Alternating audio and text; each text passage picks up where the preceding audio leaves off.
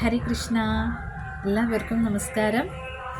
അപ്പോൾ നമ്മൾ മുകുന്ദമാല സ്തോത്രത്തിൻ്റെ ഒന്നാമത്തെ ശ്ലോകം നമ്മൾ കഴിഞ്ഞ ദിവസങ്ങളിലായിട്ട് കണ്ടു.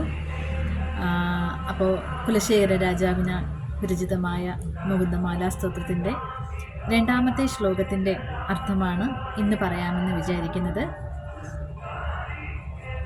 ഹരേ കൃഷ്ണ.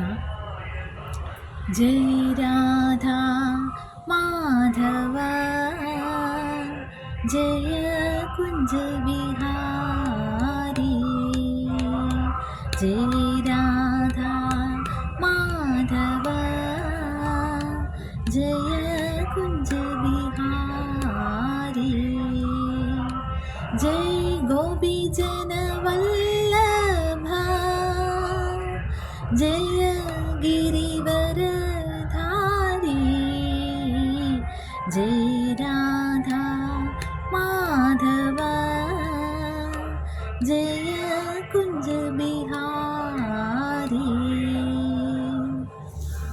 ജയ കുഞ്ച ബിഹാരി. അപ്പോൾ നമുക്ക് രണ്ടാമത്തെ ശ്ലോകം ഇന്ന് നോക്കാം. ജയതു ജയതു ദേവോ ദേവകീ നന്ദനോയം,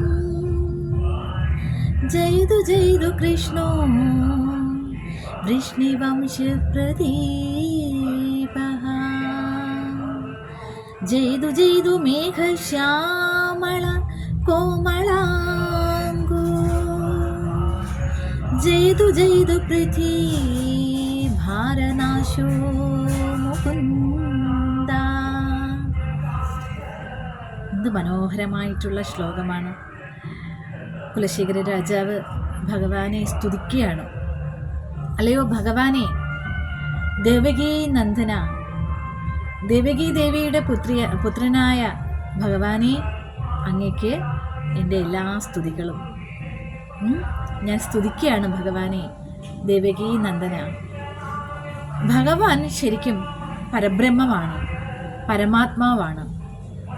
ഭഗവാനെ, അല്ലയോ പരബ്രഹ്മമേ, പരമാത്മാവേ, ജഗത്പിതാവേ എന്നൊക്കെ അഭിസംബോധന ചെയ്യുന്നതിനേക്കാളും ഭഗവാൻ ഇഷ്ടം എപ്പോഴും ഭക്തരുടെ പേര് ചേർത്ത് ഭഗവാനെ വിളിക്കുന്നതാണ്.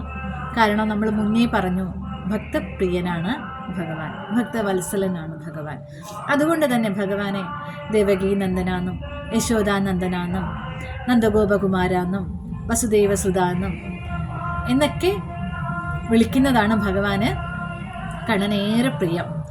അതുകൊണ്ടാണ് പരബ്രഹ്മമായിരിക്കുന്ന ആ ഭഗവാനെ ഭക്തന്മാരുടെ പേര് കൂട്ടി കുലശേഖര രാജാവ് ഇവിടെ അഭിസംബോധന ചെയ്യുകയാണ്. എല്ലാ സ്തുതികളും, അല്ലയോ ദേവകീ നന്ദ, അങ്ങേക്ക് എൻ്റെ എല്ലാ സ്തുതികളും. പിന്നെ അദ്ദേഹം പറയുന്നുണ്ട്, ജയതു ജയതു വൃഷ്ണിവംശപ്രദീപഃ. വൃഷ്ണിവംശം എന്ന് പറയുന്നത് ഭഗവാന്റെ തന്നെ മുതുമുത്തച്ഛനാണ് വിഷ്ണു. അപ്പോൾ അദ്ദേഹത്തിൻ്റെ വംശത്തിൻ്റെ പ്രദീപഹ എന്ന് പറഞ്ഞു കഴിഞ്ഞാൽ പ്രകാശമായവനെ എന്നാണ് പറയുന്നത്.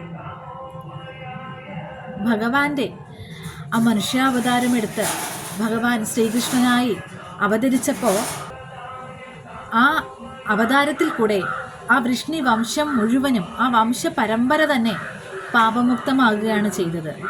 അതായത് ഭഗവാൻ സാക്ഷാൽ നാരായണൻ ആ വംശത്തിൽ ജന്മമെടുത്തപ്പോൾ ആ ഒരു വംശം മുഴുവനും പാപമുക്തമായി കഴിഞ്ഞു.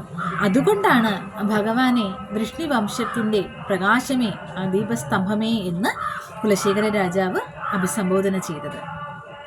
അത് കഴിഞ്ഞിട്ട് അദ്ദേഹം പറയുന്നുണ്ട്, ജയതു ജയതു മേഘശ്യാമള കോമളാംഗമെന്ന്. ഭഗവാനെ എല്ലാവർക്കും അറിയാം, മേഘശ്യാമളനാണ്. മേഘത്തിൻ്റെ കറുത്ത നിറം, അതായത് മഴക്കാറ് എങ്ങനെയാണോ ആ മഴക്കാറ്, മേഘത്തിൻ്റെ ആ മഴ മൂടി വരുമ്പോഴത്തേനും ആ കാർമേഘത്തിൻ്റെ കളറാണ് ഭഗവാന്. കോമളാംഗ എന്ന് പറയുന്നുണ്ട്, മൃദുലമായ ശരീരമുള്ളവനെ എന്നാണ് പറയുന്നത്. അങ്ങേക്ക് എൻ്റെ എല്ലാ സ്തുതികളും. അപ്പോൾ ഇവിടെ പറയുന്നുണ്ട്, ഭഗവാൻ ഒരു രൂപം ഇല്ല, നിരാകാരനാണ് ഭഗവാൻ. ആ പരബ്രഹ്മത്തിന് രൂപമൊന്നും ഇല്ല. പക്ഷെ നമ്മൾ സാധാരണ ജനങ്ങൾക്ക് ആരാധിക്കുവാനും പൂജിക്കാനും വേണ്ടിയിട്ട് ഭഗവാൻ സാകാര രൂപം കൈക്കൊള്ളുകയായിരുന്നു. ഭഗവാൻ ഭൂമിയിൽ ഓരോരോ അവതാരങ്ങൾ എടുത്ത് നമുക്ക് ഭക്തർക്ക് ഓരോ ആ നാമം പറയുമ്പോൾ ആ രൂപവും കൂടെ നമ്മുടെ ഉള്ളിൽ വരുവാൻ വേണ്ടിയിട്ടാണ് ഭഗവാൻ അങ്ങനെ ഒരു അവതാരം എടുത്തത് തന്നെ. അപ്പോൾ ആ നിരാകാരനായ ഭഗവാന് നിറമുണ്ടോ? ഇല്ല, നിറമില്ല, രൂപമില്ല, അവയവങ്ങളൊന്നും തന്നെ ഇല്ല. അങ്ങനെയുള്ള ആ പരബ്രഹ്മത്തിനെ പക്ഷേ ഇവിടെ മേഘശ്യാമളനായി നമുക്ക് കാണിച്ചു തരികയാണ്. നമുക്ക് ആരാധിക്കാൻ വേണ്ടിയിട്ടാണ്, നമുക്ക് സ്നേഹിക്കാൻ വേണ്ടിയിട്ടാണ്, നമുക്ക് പൂജകൾ ചെയ്യുവാൻ വേണ്ടിയിട്ടാണ് ഭഗവാൻ അങ്ങനെ ഒരു നിറത്തോടുകൂടി ഒരു അവതാരം, മനുഷ്യാവതാരം. അത് മായയാണ്. ഭഗവാന് രൂപമില്ല, പക്ഷേ മായയാണ്. ഭഗവാൻ രൂപത്തോടു കൂടി ഒരു മനുഷ്യാവതാരം കൈക്കൊണ്ടു എന്നുള്ളതാണ് നമുക്ക് ആരാധിക്കുവാനായിട്ട്, നമുക്ക് ആ മാധുര്യ പ്രേമഭക്തി നമ്മുടെ ഉള്ളിൽ നിറച്ചു തരുവാൻ വേണ്ടിയിട്ട്. അപ്പോൾ അങ്ങനെയുള്ള ആ ഭഗവാനെ കുലശേഖര രാജാവ് ഇവിടെ അതുകൊണ്ടാണ് മേഘശ്യാമള കോമളാംഗ അങ്ങേക്ക് എൻ്റെ എല്ലാ സ്തുതികളും. പിന്നെയും പറയുന്നുണ്ട്, ജയ്തു ജയ്തു പൃഥ്വീഭാരനാശോ മുകുന്ദ. അലയോ ഭഗവാനെ മുകുന്ദ, പൃഥ്വി ഭൂമിക്ക് ഭാരമായ എല്ലാ വസ്തുക്കളെയും നാശം വരുത്തിയ അലയോ ഭഗവാനെ അങ്ങേക്ക് എൻ്റെ എല്ലാ സ്തുതികളും എന്ന് പറയുന്നുണ്ട്.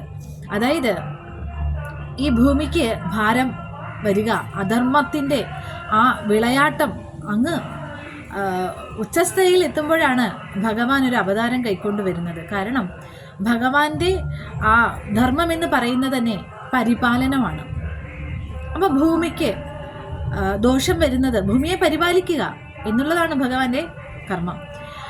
അപ്പോൾ ആ ഭൂമിക്ക് ദോഷമായി വരുന്നതിനെ നശിപ്പിച്ചുകൊണ്ട് ഭൂമിയെ പരിപാലിക്കുക, ഭൂമിയിലെ ഭക്തരെ പരിപാലിക്കുക, ഭഗവത് ഭക്തരെ പരിപാലിക്കുക, സാധാരണ ജനങ്ങളെ പരിപാലിക്കുക, എല്ലാ സൃഷ്ടികളെയും പരിപാലിക്കുക എന്നുള്ള കർമ്മം ചെയ്യാനാണ് ഭഗവാൻ ഓരോരോ അവതാരങ്ങൾ കൈക്കൊണ്ട് വരുന്നത്.